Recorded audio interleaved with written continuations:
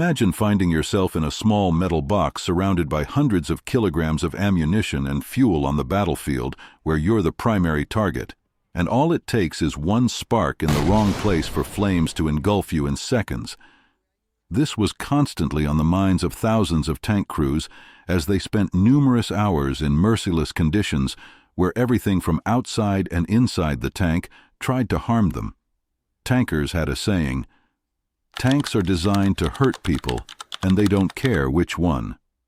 In this video, we will describe to you the dark realities behind the tanks and their crews, and what horrors people have endured serving in them after their first appearance in the First World War, and especially during World War II, when tanks saw mass use in extreme conditions from the scorching deserts to the harsh Russian winters.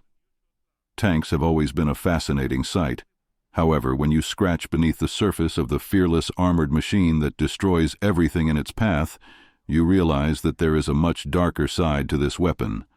They were exceptional infantry support both in offense and defense, with tremendous firepower and destructive abilities to demolish everything in their way, and with armor to repel every attack. Yet, on the other hand, they also had terrifying flaws, weaknesses and dangers to their crew from the moment tanks first appeared on the battlefield in the First World War. They were nearly as horrible for their crew as they were for the enemy. Engines not separated from the crew compartment created exhaust fumes and additional heat, and the noise was so deafening that communication inside the tank was almost impossible. However, despite all their drawbacks, the first tanks had some impact on the battlefield in breaking through enemy trench lines. Yet, the Second World War would see the first mass use and development of tanks, as well as the largest tank battles in history, and what the crews of these deadly machines would endure would be, to say the least, terrifying. Let's start with the first and greatest fear of all tankers: fire. Fire is extremely undesirable in tight spaces when you are surrounded by ammunition and fuel, and just the thought that if your tank is hit, in just a few seconds everything could be enveloped in flames instilled terror into the crew's subconscious. When a tank was hit, in most cases, at least some crew members would be fatally injured, and that was terrifying because then, with their bodies, they would block the path for any possible survivors. An American World War II veteran described how their tank was hit by an anti-tank gun, and the projectile immediately killed the gunner and tank commander. Since he was the loader, he couldn't exit because of his comrades' bodies, but as the flames grew, he crawled under the gun, through the driver's seat and its hatch, managing to escape just in time before the tank exploded.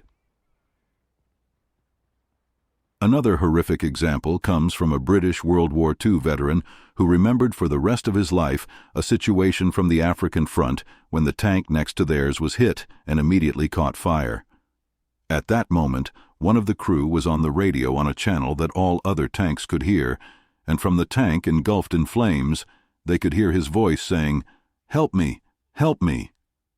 Horrified, the friendly tank, knowing they could not help in any way, decided to fire 2 more shells from their gun into the burning tank to at least end their comrades' agony. After the second hit, the voice was no longer heard. I don't know about you, but I got chills after hearing this story in a documentary. As tanks advanced and developed, so did the methods and techniques to disable and destroy them. One of the first counter-tank measures introduced were anti-tank rifles, equipped with stronger and larger caliber ammunition designed to penetrate armor and kill the crew inside. A bullet that pierced the armor could ricochet inside the tank, creating a total massacre or activating ammunition or fuel. Soon after, armor was thickened and strengthened to protect against these threats, but then anti-tank guns were introduced. Alongside them, infantry developed various methods of destroying tanks, such as magnetic mines, Molotov cocktails, and shaped charges. An interesting fact about Molotov cocktails is that they were initially very effective in destroying tanks because, during the rapid mass production, not much care was taken to ensure that the armor plates were assembled well enough to not let anything through. So, in those cracks between panels or between the turret and the tank body, the flammable, sticky mixture of the cocktail found its way inside the tank and dripped onto the crew and ammunition. Thus, A simple weapon like an ordinary glass bottle with a bit of a flammable mixture destroyed the tank. For these weapons to be effective, enemy soldiers had to approach terrifyingly close to the tanks, so tanks without infantry support were often very vulnerable targets. Due to better protection, visibility was significantly reduced.